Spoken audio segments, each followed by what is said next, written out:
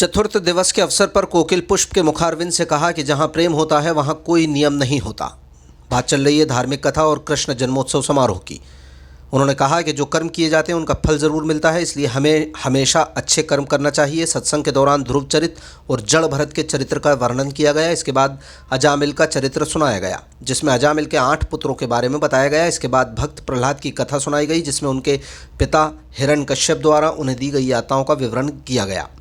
हिरण्यकश्यप ने प्रहलाद को पहाड़ से गिराया और होलिका ने उन्हें जलाया, लेकिन भगवान ने खंबे से नरसिंह अवतार लेकर हिरण्यकश्यप का वध करके उद्धार किया। इसके बाद वामन भगवान का अवतार सूर्यवंश की कथा सुनाई, जिसमें भगवान राम के जन्म की ओर से वंशावली में बताया गया। संतों ने यह भी कहा कि संत का झंड और अन्न का कण कभी व्यर्थ नहीं जाता।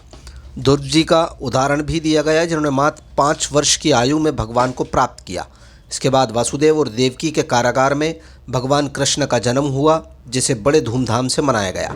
कृष्ण जन्मोत्सव में महिलाओं ने बधाई दी और नंद के घर आनंद भयो जय कन्हैया लाल की कहकर नारे लगाए। इस अवसर पर गुब्बारे, टॉफियां, बैलून वितरित किए गए। सत्संग में यह भी बताया गया कि मनु और शत्रुपा ने 95,000 वर्ष तक तपस्या की थी। संतों ने यह बताया कि सतयुग में प्राण हड्डी में होते थे, त्रेता युग में मज्जा में, द्वापर में प्राणों में और कलयुग में रोटी में होते हैं। मीडिया प्रभारी विवेक अग्रवाल ने जानकारी के दौरान बताया, जिसमें समारोह के अंत में शिवहरे परिवार द्वारा भगवान कृष्ण का पूजन किया गया। गोपाल शिवहरे, अनिल सिंगल, टीआई, सुशील शिवहरे, अमन रवि आदि सभी का योगदान रहा।